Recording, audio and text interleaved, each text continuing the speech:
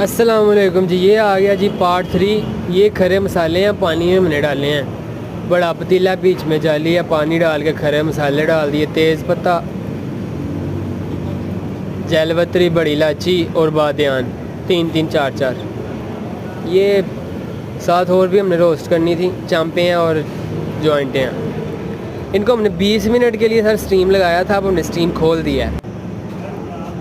اس کو سر ہم نے 20 منٹ کا تقریباً لگایا ہے سٹیم، اس کے بعد ہم نے کھول کے فرائی کرنا ہے۔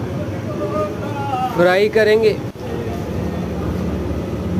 اور اس کے بعد ہم اس کو پھر لگا دیں گے سٹیم میں۔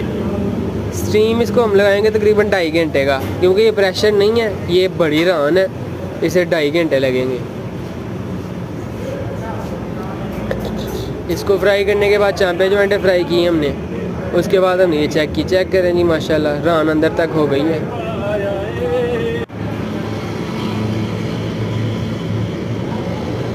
اس کے اوپر ہم نے لیمن لگا دی ہیں، نچوڑے نہیں ہیں، لگائے ہیں، اور چاٹ مسالہ لگا کے ہم اسے پیک کر دیں گے۔